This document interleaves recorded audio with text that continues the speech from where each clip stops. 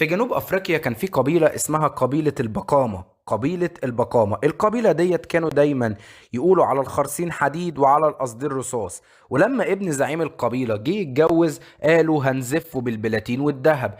طيب بقيه القبائل اللي حوالين البقامه ابتدوا يتريقوا عليهم ويقولوا ايه؟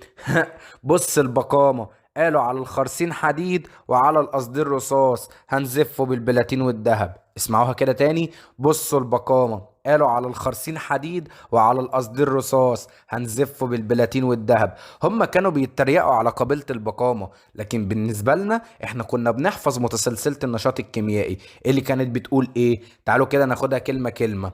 بصوا البقامة: البو بوتاسيوم، السو صوديوم، البا باريوم، الكا كالسيوم، الماء مغنيسيوم. شوف انت حفظت 5 عناصر من متسلسلة النشاط الكيميائي بكلمة بصوا البقامة. طب ايه بعد كده اللي حصل؟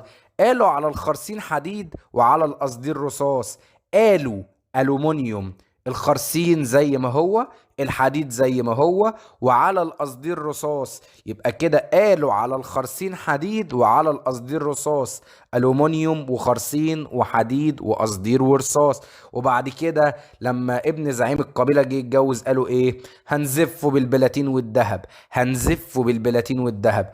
اله هيدروجين، النون نحاس، الزين زئبق، الفه فضة بالبلاتين والذهب. يبقى هنزفه بالبلاتين والذهب. اله هيدروجين، النون نحاس، الزين زئبق، الفه فضة، البلاتين زي ما هو والذهب. وبكده نكون في أقل من دقيقتين حفظنا متسلسلة النشاط الكيميائي. نقولها آخر مرة: بصوا البقامة قالوا على الخرسين حديد وعلى القصدير رصاص، هنزفه بالبلاتين والذهب.